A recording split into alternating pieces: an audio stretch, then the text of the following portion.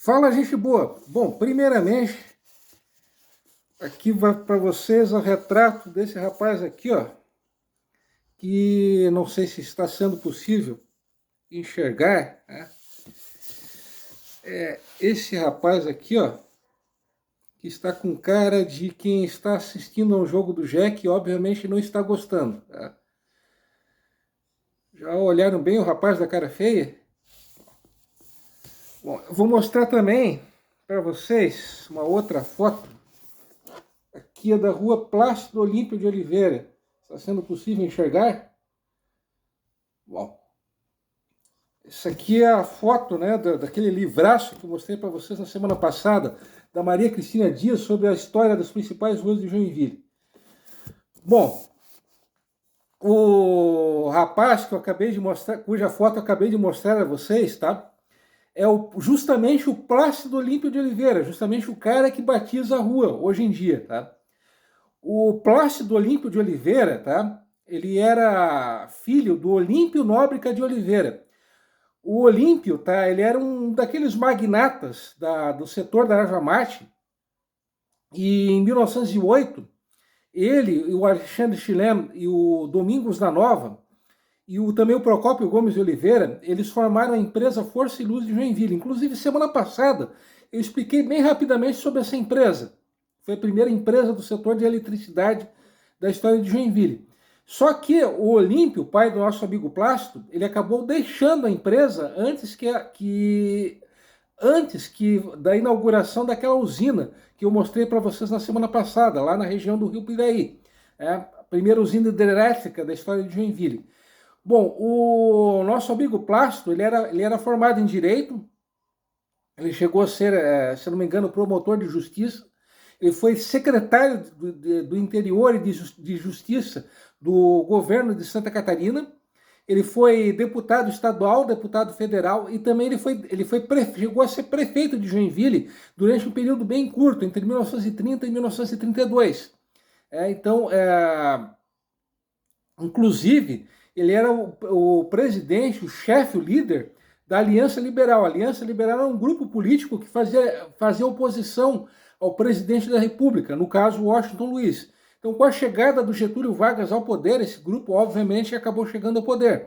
Só que, apesar dele fazer parte do mesmo grupo político do Getúlio Vargas, o Plácido Olímpio de Oliveira, ele ficou pouco tempo na prefeitura de Joinville, né? Como eu disse, ainda há pouco, apenas 2 anos.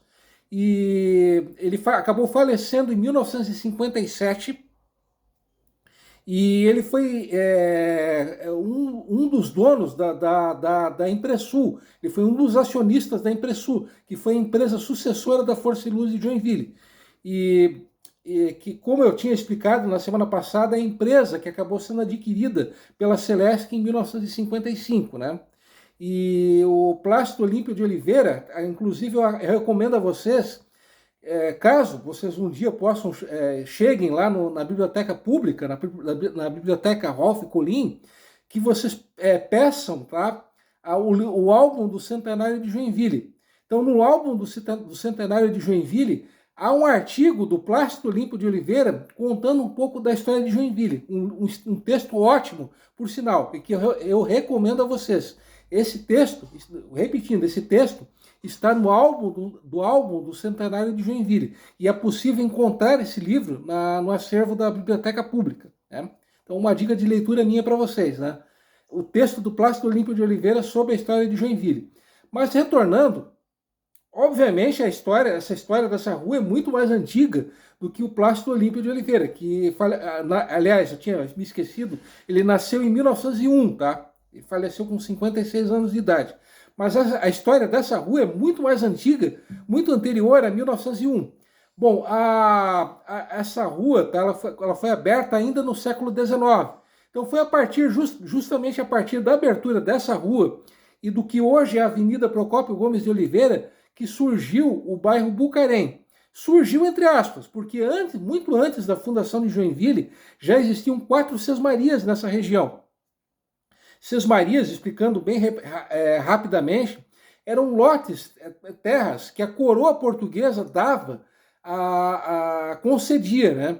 Então, esses lotes de terra, essas terras, eram chamadas de sesmarias. Então, no que hoje é o Bucarém, antes da fundação de Joinville, já existiam 4 sesmarias, 4 fazendas, né? Uma dessas fazendas era do coronel Antônio Vieira, que, como eu tinha explicado já bem recentemente, um vídeo bem recente, foi um daqueles fazendeiros que já viviam aqui na região e que ajudaram muito, foram muito importantes no surgimento de Joinville. Mas voltando ao que interessa, né?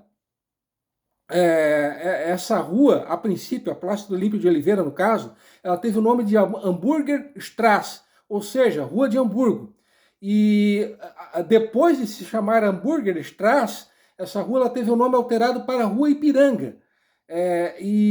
Sim, o nome dessa rua, um dia essa rua já teve o nome de Rua Ipiranga.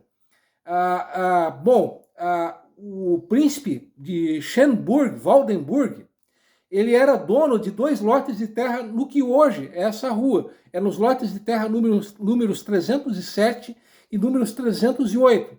E o Frederic Brisling, que é uma outra figura que eu já tinha explicado em um vídeo bem recente, que foi procurador oficial do príncipe de Joinville, foi empresário, foi prefeito da cidade,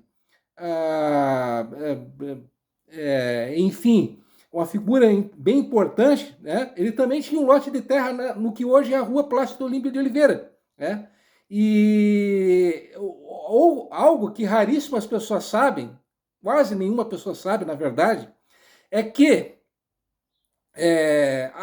no que hoje é essa rua, a Plácido Olímpio de Oliveira, havia uma praça que era Hamburgerplatz, que era a Praça de Hamburgo. Isso, Hamburgerplatz, Praça de Hamburgo, né?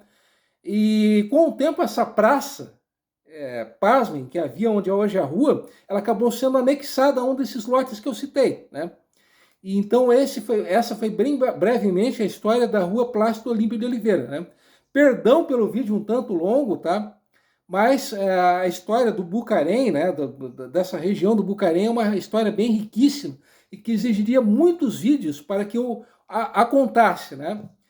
Só uma última informação, Bucarém, tá? Existem três versões para o significado desse nome, Bucarém, que é rio da cobra de escama, que é a primeira versão. A segunda versão é terra que se encurva. E a terceira versão é que Bucarém significaria rio da terra curva, rio curvo, uma coisa assim, rio da curva, uma coisa assim, né? O mais provável é que o origem, né, a explicação mais plausível é que Bucarém signifique terra que se encurva, em função das curvas do rio Cachoeira, e também muito em função daquele encontro do rio Cachoeira com o rio Bucarém, pouco depois da Ponte do Trabalhador, aquela curva, né, que existe ali próximo da Ponte Mauro Moura, né? Mas perdão, mais uma vez, perdão pelo vídeo longo, tá? E caso vocês queiram entrar em contato comigo, basta vocês fazerem um comentário abaixo do vídeo, tá?